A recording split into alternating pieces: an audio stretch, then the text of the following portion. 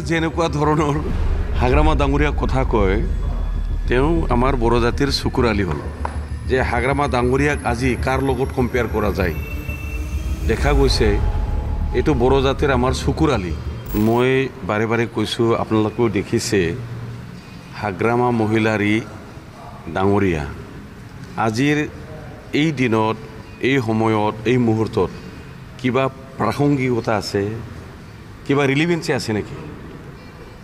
তো তেওঁ ৰাতিপুৱা কি কয় দুপৰীয়া কি কয় আবেলি গধূলি কি কয় কিবা তালমিল আছে একো তালমিল নাই এতিয়া কথাটো হ'ল ৰাজনৈতিকভাৱে যেটো চিন্তাধাৰা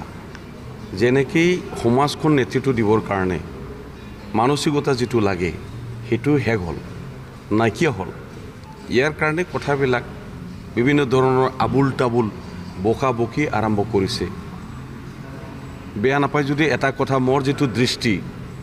মানুহে ৰাইজে যিবোৰ কথা মোৰ কাণত শুনায় যে হাগ্ৰামা ডাঙৰীয়াক আজি কাৰ লগত কম্পেয়াৰ কৰা যায় দেখা গৈছে এইটো বড়ো জাতিৰ আমাৰ চকুৰ আলি কাৰণ কি আপোনাক আৰু খাম্পাপুৰকে টাৰ্গেট কৰিলে বাৰে বাৰে এতিয়া যেনেকুৱা ধৰণৰ হাগ্ৰামা ডাঙৰীয়াক কথা কয় তেওঁ আমাৰ বড়ো জাতিৰ চকুৰ আলি হ'ল